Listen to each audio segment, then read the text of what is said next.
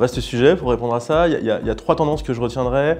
La première, c'est que le social media aujourd'hui est vraiment en train d'exploser sur les différents canaux conversationnels. Historiquement, c'était d'abord sur des pages de marques, ça se passait. Aujourd'hui, ça se passe beaucoup dans les applications de messagerie instantanée qui finalement sont en train de dépasser et finalement de faire de l'overlap avec le social media habituel. Et du coup, de vraiment rejoindre les courbes d'internautes utilisateurs qui finalement sont systématiquement sur ces espaces sociaux.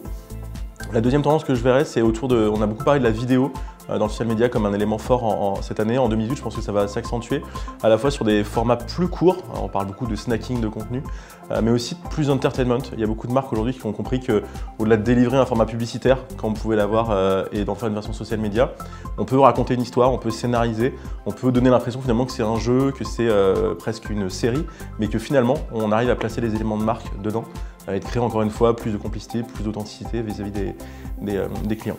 Et puis le dernier élément, je pense que malheureusement le social media gratuit c'est terminé.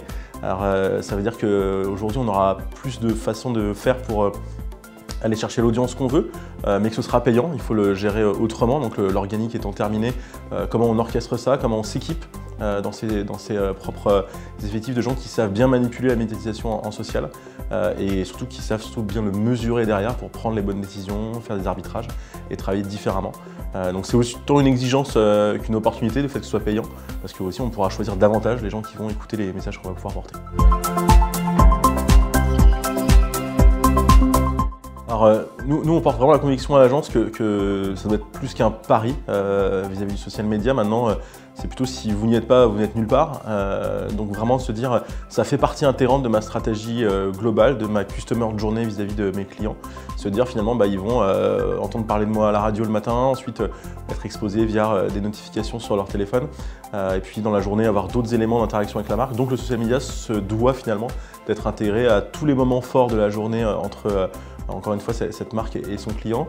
Donc vraiment c'est cette logique-là de pouvoir le travailler dans la durée et à chaque moment. Et puis pourquoi dans le corporate peut-être encore un peu plus que dans les autres verticaux, je dirais qu'il y a encore un peu de place sur d'autres marchés, souvent notamment les grandes consoles luxe, c'est très encombré.